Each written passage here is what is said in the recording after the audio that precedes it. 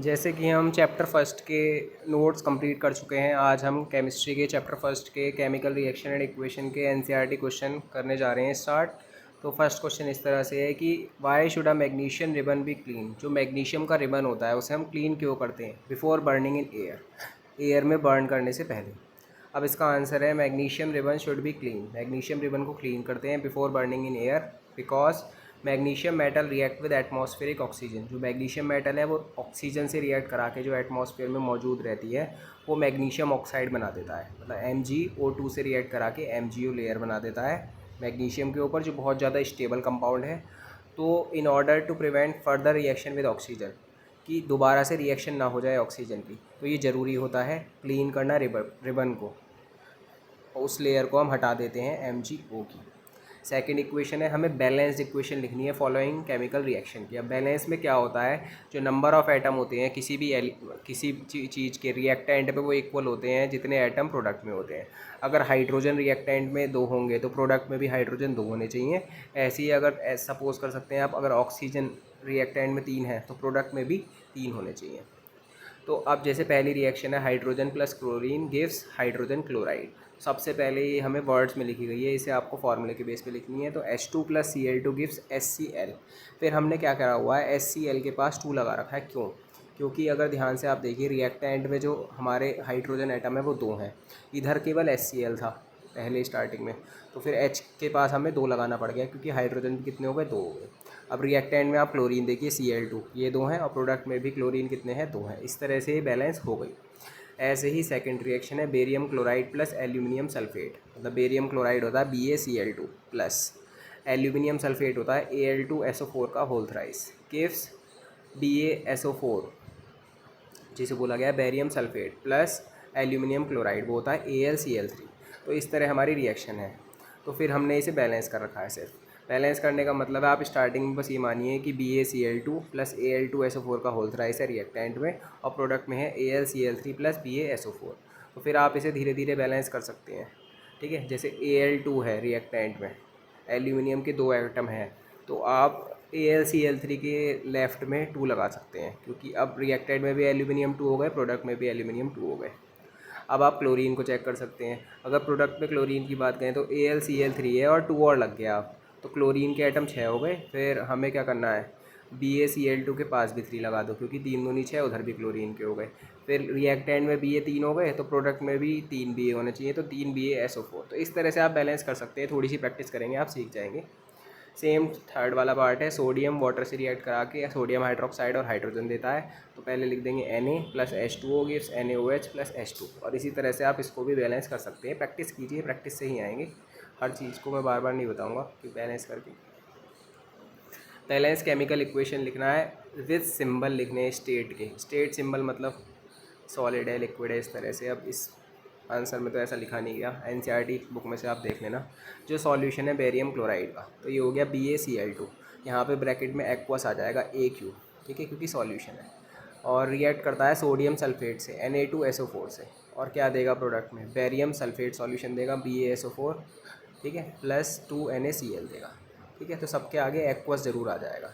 ऐसे ही sodium hydroxide का solution है NaOH, वो रिएक्ट कराता है हाइड्रोक्लोरिक एसिड के साथ, मतलब प्लस HCl टू प्रोड्यूस क्या देता है, sodium chloride solution and water, तो देता है NaCl प्लस H2O।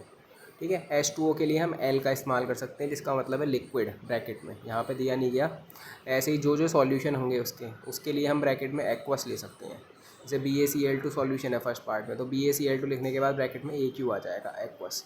ऐसे ही H2O के बाद हमारा क्या आ जाएगा, लिक्विड आ जाएगा। अगर कोई चीज़ सॉलिड आती है, मेटल आता है, तो उसके लिए हमारे पास क्या आ जाएगा, S आ जाएगा। और कोई गैस होती है तो उसके लिए ब्रैकेट में G आ जाता है। अब एक सॉल्यूशन है सब्सटेंस X का, वो वाइट वॉशिंग के लिए यूज़ किया जाता है। इस सब्सटेंस का नाम बताओ और उसका फॉर्मूला लिखो।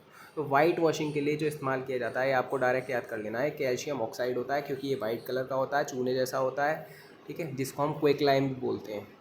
और इसका फॉर्मूला होता है CaO। अब एक रिएक्शन लिखनी है सेकंड पार्ट में इसकी पानी के साथ, तो CaO plus H2O give CaOH का होल ट्वाइस। तो कैल्शियम ऑक्साइड जब पानी के साथ रिएक्ट कराता है तो स्लेट लाइम देता है CaOH का होल ट्वाइस देता है।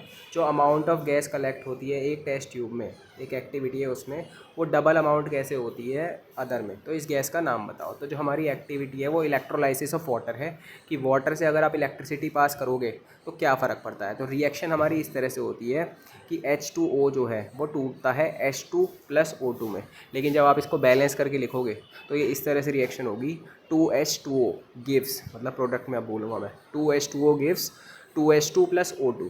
तो इस केस पे क्या हो रहा है, जब 2H2O मतलब 2H2O है, ठीक है, उसमें से अगर इलेक्ट्रिसिटी पास कर दें वो कैसे टूटेगा, 2H2 + O2। तो हाइड्रोजन की जो हमारी गैस है वो डबल है, ठीक है, क्योंकि मैंने बोला प्रोडक्ट में 2H2 + O2, ठीक है। तो हाइड्रोजन गैस डबल मिलती है किसके मुकाबले, ऑक्सीजन के मुकाबले। ऐसे ही तो यही क्वेश्चन पूछा है कि कौन सी गैस हमें डबल मिलती है जब हम इलेक्ट्रोलाइसिस कराते हैं किसका, पानी का।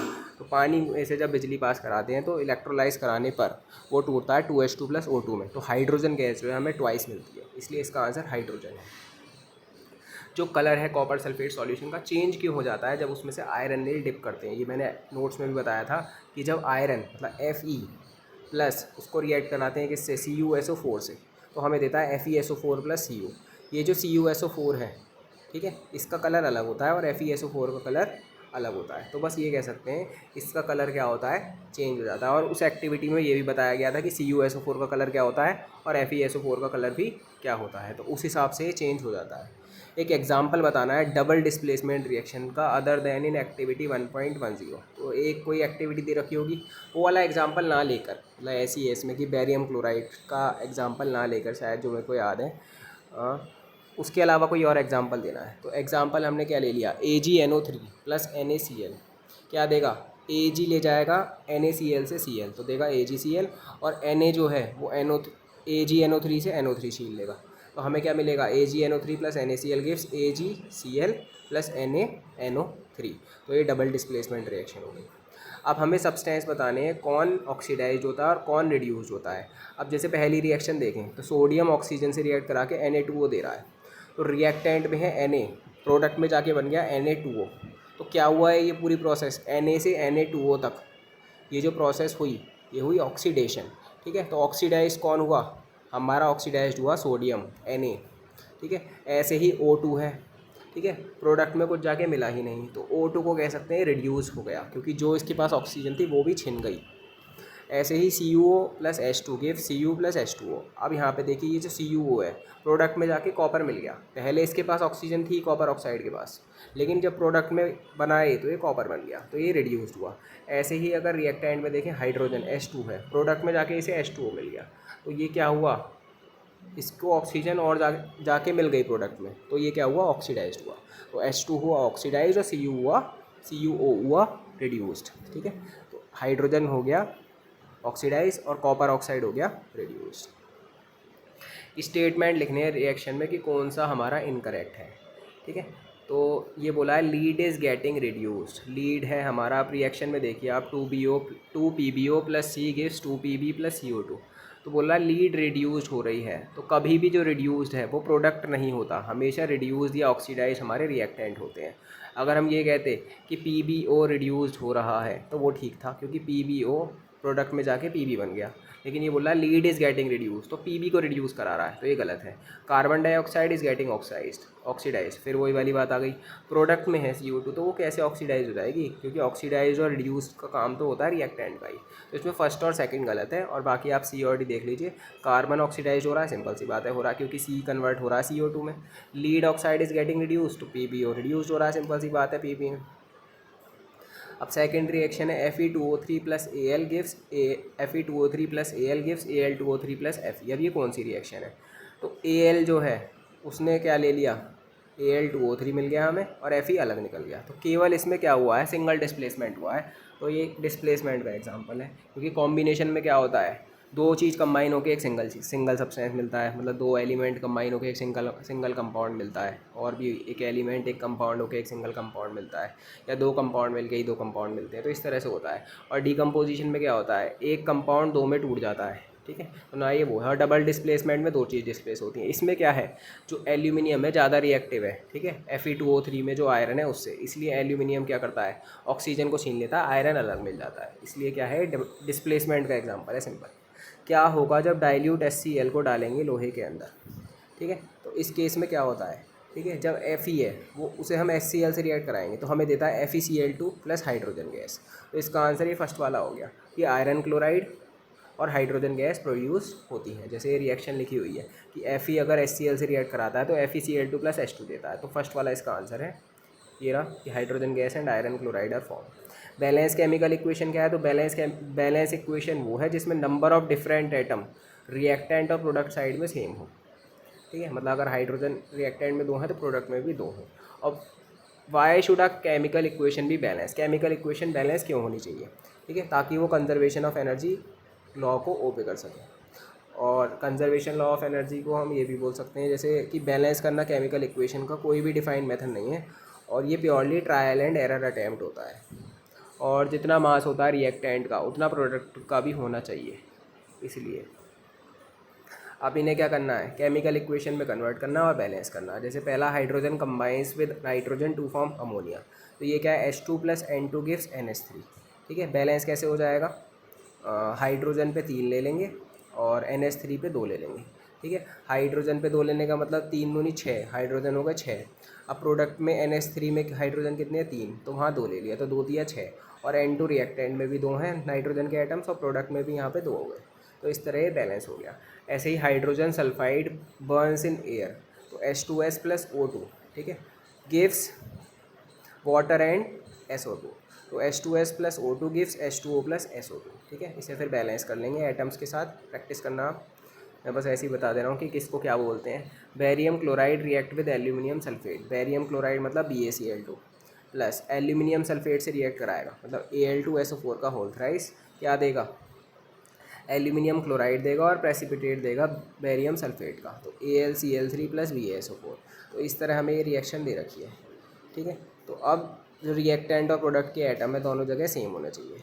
जैसे ये दे रखा है BaCl2 प्लस Al2SO4 का whole thrice gives AlCl3 plus BaSO4, ठीक है। तो अब आप एटम्स देख सकते हैं कि किस किस के कितने हैं। जैसे रिएक्टेंट में एल्यूमिनियम 2 हैं, प्रोडक्ट में एल्यूमिनियम 1 है, ठीक है, तो AlCl3 पे 2 ले लिया।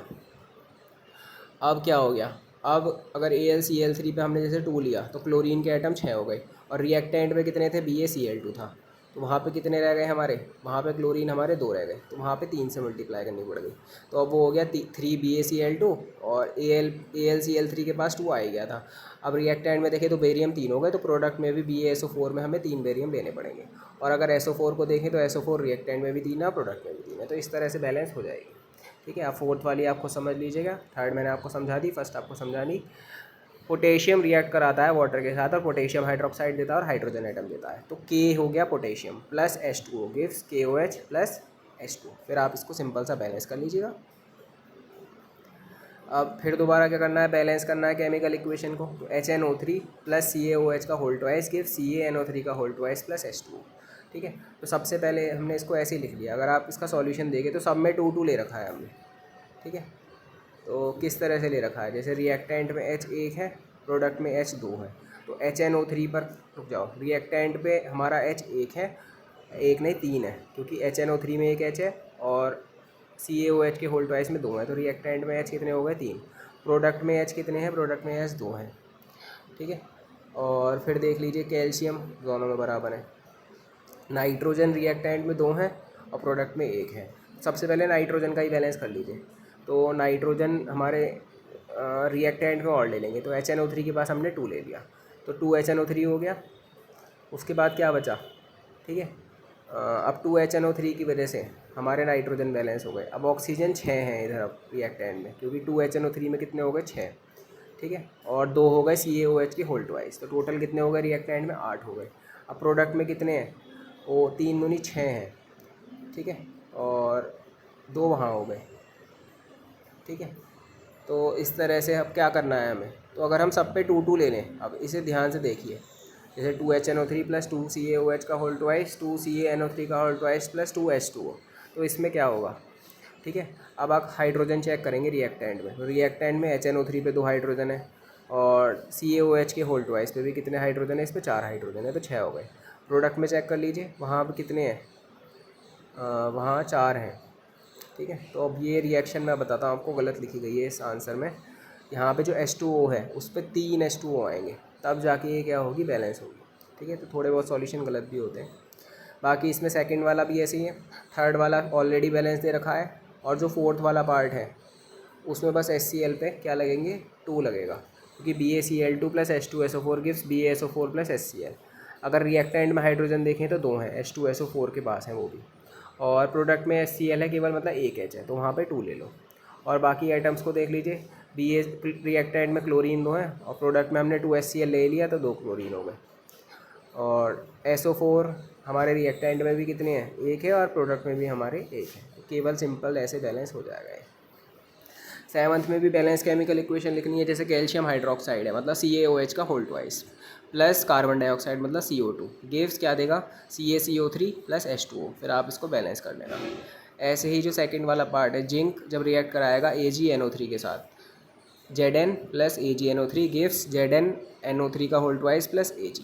सिल्वर होता है Ag, और जिंक नाइट्रेट होता है ZnNO3 का होल ट्वाइस। सिल्वर नाइट्रेट होता है AgNO3 और जिंक होता है Zn।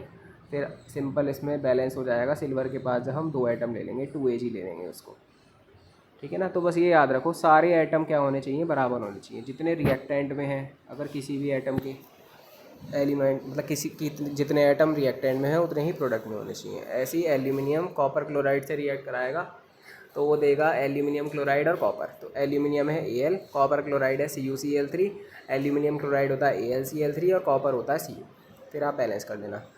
बेरियम क्लोराइड जब रिएक्ट करता है पोटेशियम सल्फेट से तो वो देता है बेरियम सल्फेट और पोटेशियम क्लोराइड। बेरियम क्लोराइड होता है BaCl2, पोटेशियम सल्फेट होता है K2SO4, बेरियम सल्फेट होता है BaSO4 और पोटेशियम क्लोराइड होता है KCl। सेम एट्थ भी हमारा बैलेंसिंग वाला है, ठीक है। इसमें बस टाइप और रिएक्शन और बतानी है, बैलेंस आप खुद करोगे, ठीक है। अब टाइप ऑफ रिएक्शन मैं बता देता हूँ। KBr रिएक्ट कराएगा BaI2 से, देगा Ki प्लस BaBr2, ठीक है। पहले इन्होंने बैलेंस कर लिया, Ki के पास इन्होंने 2 लगा लिया और KBr के पास भी इन्होंने 2 लगा लिया। अब ध्यान से देखिए, K तो रिएक्ट कर गया BaI2 के I2 से, मतलब I से, और जो हमारा Ba है उसने Br के साथ रिएक्शन कर ली, तो ये डबल डिस्प्लेसमेंट हो रहा है, ठीक है। KBr में से K ने BaI2 के I को ले लिया, और BaI2 में से Ba ने KBr में से Br को ले लिया, तो इस तरह से डबल डिस्प्लेसमेंट रिएक्शन हुआ है। सेकंड वाली में ZnCO3 टूटता है ZnO प्लस CO2 में, ठीक है। तो एक जो हमारा रिएक्टेंट है वो 2 में टूट गया, तो ये डिकम्पोजिशन है। थर्ड वाले पार्ट में H2 plus Cl gives HCl। Simple यहाँ बैलेंस करने के लिए 2 HCl हो गया, क्योंकि दोनों साइड आइटम बराबर हो जाएंगे, हाइड्रोजन के भी क्लोरीन के भी। तो यहाँ पे 2 जुड़ के एक बना है प्रोडक्ट, तो ये कॉम्बिनेशन है। और जो हमारी लास्ट वाली है वो डिकम्पोजिशन डिस्प्लेसमेंट है, सॉरी। तो Mg plus HCl gives MgCl2 plus H2। Balance आराम से HCl के पास 2 आइटम्स लेके हो जाएगी। फिर ये क्या हुआ, HCl में से Cl को ले गया, तो MgCl2 और हाइड्रोजन गैस रिलीज हो गई, ठीक है। ये वाली वही वाला है कि acid react with metal to form salt and hydrogen gas. ये केमिकल रिएक्शन है एसिड की। तो ये सिंपल वैसे डिस्प्लेसमेंट रिएक्शन हुई है। एक्सोथर्मिक रिएक्शन क्या होती है और एंडोथर्मिक रिएक्शन क्या होती है। एक्सोथर्मिक रिएक्शन वो होती है जिसमें हीट प्रोडक्ट में रिलीज़ हो, और एंडोथर्मिक रिएक्शन वो होती है जिसमें हीट एब्जॉर्ब होती है, और एब्जॉर्ब हमेशा हीट होती है सराउंडिंग में। तो यहाँ पे डिफाइन भी लिखी गई है कि एंडोथर्मिक रिएक्शन होती है जब एनर्जी एब्जॉर्ब होती है सराउंडिंग से हीट की फॉर्म में। जैसे एग्जांपल है फोटोसिंथेसिस। इस दौरान क्या होता है, हमें सनलाइट की ज़रूरत पड़ती है और वो रिएक्टेंट में ज़रूरत पड़ती है। बर्फ़ का पिघलना, क्योंकि कब पिघलती है बर्फ़, जब उसको क्या दो, हीट दो। ऐसी एवापोरेशन जो प्रोसेस होती है, ठीक है, क्योंकि उसमें सनलाइट की ज़रूरत होती है एवापोरेट होने में।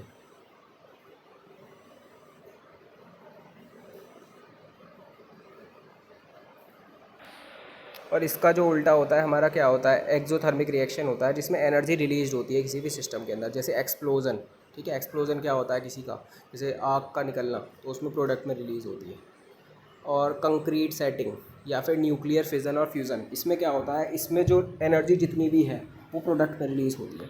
अब रेस्पिरेशन जो है उसको हम एक्सोथर्मिक प्रोसेस क्यों बोलते हैं। अब रेस्पिरेशन क्या होता है, जैसे C6H12O6 है ग्लूकोज, ठीक है, वो ऑक्सीजन लेते हैं। जैसे हम क्या करते हैं, हम सांस लेते हैं, तो इसका मतलब हम क्या कर रहे हैं, हम ऑक्सीजन ले रहे हैं। तो हम रिलीज़ क्या करते हैं, हम रिलीज़ करते हैं CO2, वाटर और एनर्जी। इस तरह से ये हमारा रेस्पिरेशन की रिएक्शन है। तो रेस्पिरेशन को एक्सोथर्मिक क्यों बोल रहे हैं? अब आप ध्यान से इस रिएक्शन में देखिए कि जो एनर्जी रिलीज़ हो रही है वो कहाँ रिलीज़ हो रही है, वो प्रोडक्ट में रिलीज़ हो रही है। इसीलिए तो सर्वाइवल ऑफ लाइफ के लिए हमें एनर्जी ज़रूरत होती है। इस एनर्जी को हम खाने से लेते हैं, जो हम खाते हैं। फूड मॉलिक्यूल डाइजेशन की प्रोसेस से टूटता है सिंपलर मॉलिक्यूल में, ग्लूकोज में।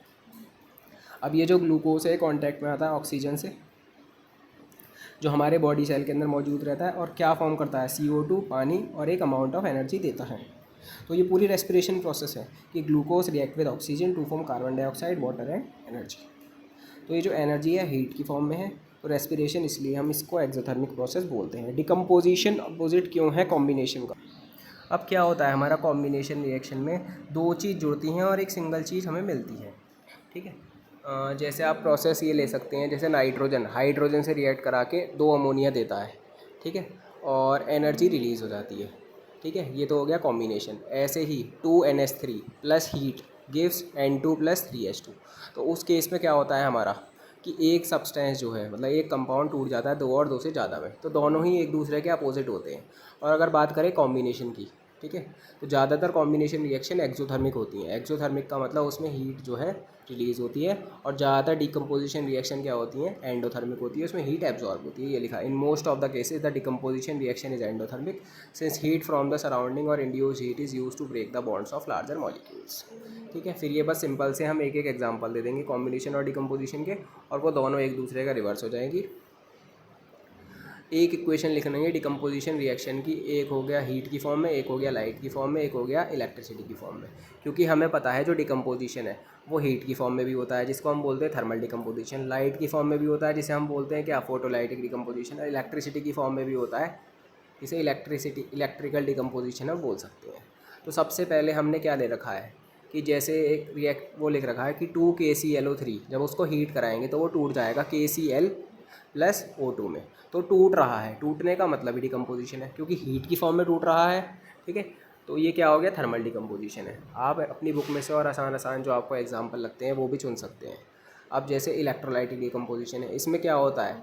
NaCl है, उसमें से अगर इलेक्ट्रिसिटी पास करेंगे तो वो Na और Cl2 में टूट जाएगा। फिर ये से बैलेंस कर रखा है। तो जब इलेक्ट्रिसिटी की प्रेजेंस में कोई भी चीज़ टूट रही है, मतलब डिकम्पोजिशन हो रहा है, तो वो क्या होगा? इलेक्ट्रोलाइसिस होगा, इलेक्ट्रोलाइटिक डिकम्पोजिशन होगा। अब अगले पार्ट में क्या है? फोटो डिकम्पोजिशन है, जो लाइट की प्रेजेंस में होता है। जैसे 2H2O2 है, अगर उसके ऊपर लाइट डालेंगे तो वो 2H2O में टूट जाएगा। तो ये लाइट की प्रेजेंस में डिकम्पोजिशन हो रहा है, फोटोलाइटिक डिकम्पोजिशन है। डिस्प्लेसमेंट और डबल डिस्प्लेसमेंट में क्या डिफरेंस है, और इक्वेशन लिखनी है। तो डिस्प्लेसमेंट रिएक्शन वो होती है जिसमें जब एक मोर रिएक्टिव सब्सटेंस डिस्प्लेस करता है लेस रिएक्टिव को सॉल्ट सॉल्यूशन से, और डबल डिस्प्लेसमेंट वो है जहाँ पे आयंस का एक्सचेंज होता है दो कंपाउंड्स के बीच में। और डिस्प्लेसमेंट रिएक्शन में केवल सिंगल डिस्प्लेसमेंट होता है, लेकिन डबल डिस्प्लेसमेंट में क्या होता है? जिस तरह उसका नाम है, दो डिस्प्लेसमेंट होते हैं एक साथ। जैसे डिस्प्लेसमेंट की एक रिएक्शन हम एग्जांपल दे देंगे, ऐसे ही डबल डिस्प्लेसमेंट का दे देंगे। जैसे MgHCl के साथ रिएक्ट करा के MgCl2 देगा और हाइड्रोजन गैस अलग निकल जाएगी। तो केवल जो Mg ज़्यादा रिएक्टिव है वो HCl में से, ठीक है, क्योंकि हाइड्रोजन से ज़्यादा रिएक्टिव है, वो Cl को ले जाएगा अपने साथ, हाइड्रोजन अलग निकल जाएगी। ये डिस्प्लेसमेंट हुआ है। डबल डिस्प्लेसमेंट में क्या होता है? दो डिस्प्लेसमेंट होते हैं एक साथ। जैसे KBr प्लस BaI2, तो ये मिला हमें Ki प्लस BaBr2। तो ये डबल डिस्प्लेसमेंट हुआ है। अब 13th क्वेश्चन भी इसमें हमें सेम दे रखा है, वैसे अलग होना चाहिए। सिल्वर की रिफाइनिंग में जो रिकवरी होती है सिल्वर की, सिल्वर नाइट्रेट से, वो इन्वॉल्व करती है displacement reaction by copper metal. तो यहाँ से आप पढ़ लिए कि सिल्वर की रिकवरी में, मतलब प्रोडक्ट में हमें सिल्वर चाहिए। सिल्वर की रिकवरी कैसे होगी? जब AgNO3 सिल्वर नाइट्रेट रिएक्ट करेगा कॉपर से, तो Cu प्लस AgNO3 गिव्स क्या देगा? CuNO3 का होल ट्वाइस प्लस सिल्वर। फिर इसे बैलेंस कर दिया गया। तो ये बस हमें केमिकल रिएक्शन लिखनी है। प्रेसिपिटेशन रिएक्शन क्या होती है? प्रेसिपिटेशन जैसे मैंने आपको बताया था कि पानी के अंदर रेत मिला दो तो रेत नीचे इकट्ठा हो जाता है, ठीक है, तो वही प्रेसिपिटेशन रिएक्शन होती है। और प्रेसिपिटेशन रिएक्शन जितनी भी होती हैं वो डबल डिस्प्लेसमेंट रिएक्शन होती हैं, क्योंकि जब दो सॉल्यूशन है उसमें डबल सॉल्ट कंबाइन किए जाते हैं तो एक डबल डिस्प्लेसमेंट रिएक्शन होती है, जिसकी वजह से आयंस एक्सचेंज होते हैं कंपाउंड के बीच में। जब इस तरह की रिएक्शन फॉर्म्ड हो सॉलिड फॉर्म में, मतलब हमें कोई प्रोडक्ट इसमें मिले, सॉलिड फॉर्म में मिले, इनसॉल्युबल फॉर्म में मिले, और कंटेनर के नीचे सेटल डाउन हो जाए, उसे प्रेसिपिटेट बोलते हैं, और उस रिएक्शन को प्रेसिपिटेशन रिएक्शन बोलते हैं। ये इसके एग्जांपल हैं, कोई भी एक डबल डिस्प्लेसमेंट रिएक्शन जिसमें हमें प्रेसिपिटेट मिलता है। जैसे सेकंड वाली देख लेते हैं, NaOH MgCl2 से रिएक्ट कराता है और NaCl देता है और MgOH का होल ट्वाइस देता है। ऑक्सीडेशन रिडक्शन क्या है, तो केमिकल रिएक्शन में जब ऑक्सीजन ऐड हो तो उसे बोलते हैं ऑक्सीडेंट। जैसे सोडियम है, उसमें हम ऑक्सीजन दे दें रिएक्टेंट में, तो Na+O2 गिव्स देगा Na2O। तो ऑक्सीजन का ऐड हुआ है इसमें, एडिशन ऑफ ऑक्सीजन, इसे हम बोलते हैं क्या, ऑक्सीडेशन। ऐसे ही रिडक्शन है। तो रिडक्शन क्या होता है, जब कोई भी मेटल ऑक्साइड किसी भी सूटेबल रिड्यूसिंग एजेंट से रिएक्ट कराता है तो प्रोडक्ट में हमें मेटल मिलता है और हमें एक वाटर मिल जाता है, या बोल सकते हैं। तो CuO यहाँ पे क्या है, और प्रोडक्ट में जाके क्या बन गया, वो कॉपर बन गया। तो ये क्या हुआ, ये रिडक्शन हुआ पहले। ऐसे ही H2, ये प्रोडक्ट में जाके H2O हो गया। तो एक तरह से जब कोई भी मेटल ऑक्साइड मतलब कॉपर ऑक्साइड रिएक्ट कराए रिड्यूसिंग एजेंट के साथ H2 के साथ, तो हमें एक मेटल दे दे, क्या दे दे, मेटल दे दे, और वो जो H2O है वो रिलीज़ हो जाए। तो इस तरह को हम बोलते हैं रिडक्शन। क्या बोलते हैं, रिडक्शन बोलते हैं। एक शाइनी ब्राउन कलर एलिमेंट है X, उसको हीट करेंगे अगर एयर में तो वो ब्लैक हो जाएगा। तो ऐसा क्या है एलिमेंट जो ब्लैक कलर फॉर्म करता है, तो ये होता है हमारा शाइनी ब्राउन कलर्ड एलिमेंट, ये कॉपर होता है। क्योंकि जब कॉपर हमारा ऑक्सीजन से रिएक्ट कराता है तो वो कॉपर ऑक्साइड बनता है। तो ब्लैक कलर कंपाउंड जो है वो कॉपर ऑक्साइड है। तो एलिमेंट जो है वो कॉपर है और जो ब्लैक कलर कंपाउंड है वो कॉपर ऑक्साइड है। हम पेंट अप्लाई क्यों करते हैं आयरन के आर्टिकल्स पे, तो आयरन के आर्टिकल्स को पेंट करते हैं ताकि हम उसे रस्टिंग से बचा सकें।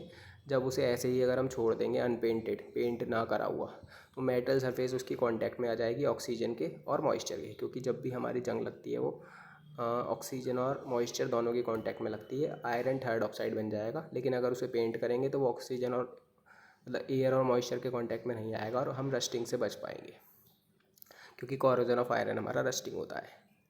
ऑयल एंड फैट है जिसके अंदर फूड आइटम्स होते हैं, उसमें नाइट्रोजन भरी जाती है। क्यों, क्योंकि जो मेन पर्पस है नाइट्रोजन भरने का फूड आइटम्स में, ताकि हम उसे रेंसिडिटी से बचा सकें, उसे सड़ने से। जो अकर होता है जब ऑयल और फैट रिएक्ट कर जाते हैं ऑक्सीजन से और अनप्लीजेंट स्मेल आने लगती है। अगर कोई भी चीज़ खुले में रख दो, उसको खाने, उसे ऑक्सीजन से रिएक्ट करा दे तो अनप्लीजेंट स्मेल और टेस्ट आने लगता है। इसलिए नाइट्रोजन भरी जाती है ताकि अनप्लीजेंट स्मेल और टेस्ट से बचा जा सके और रेंसिडिटी से भी बचा जा सके। कॉरोजन क्या है और रेंसिडिटी क्या है। कॉरोजन जंग लगना होता है, रेंसिडिटी वही खाने का सड़ जाना होता है अगर कोई वो ऑक्सीजन की प्रेजेंस में वगैरह आए। तो कॉरोजन क्या, एक प्रोसेस है जहाँ पे रिफाइंड मेटल को ऑक्सीडाइज किया जाता है एटमॉस्फेरिक ऑक्सीजन से और एक स्टेबल कंपाउंड बनता है जैसे ऑक्साइड। जंग लगना होता है एक तरह से, और किसकी प्रेजेंस में होता है, मैंने आपको बताया था ऑक्सीजन और मॉइस्चर दोनों की। जो मेटल है ग्रेजुअली डिग्रेड होता है कॉरोजन प्रोसेस में, मतलब धीरे धीरे, जैसे आयरन लो लाल हो जाता है। रस्टिंग ऑफ आयरन इसका एग्जांपल है कॉरोजन का। और जहाँ पे आयरन कन्वर्ट होता है आयरन ऑक्साइड में, मिलियंस ऑफ डॉलर खर्च होते हैं एनुअली रस्टिंग को बचाने के लिए। मतलब कि ब्रिज पे जंग ना लग जाए, मॉन्यूमेंट पे जंग ना लग जाए, ठीक है ना। अब रेंसिडिटी क्या है, तो condition produce by the aerial oxidation, कि ऑक्सीजन के कांटेक्ट में जो आता है वो ऑयल और फैट जो प्रेजेंट होता है फूड मटेरियल में, जो एक अनप्लीजेंट स्मेल टेस्ट देता है और देता है अनप्लीजेंट टेस्ट और स्मेल देता है। Rancidity retard when the food is kept inside the refrigerator. Rancidity को कैसे कम कर सकते हैं, जब फूड को रेफ्रिजरेटर में रखें, क्योंकि लो टेम्परेचर प्रमोट नहीं करता ऑक्सीडेशन रिएक्शन को। Thank you.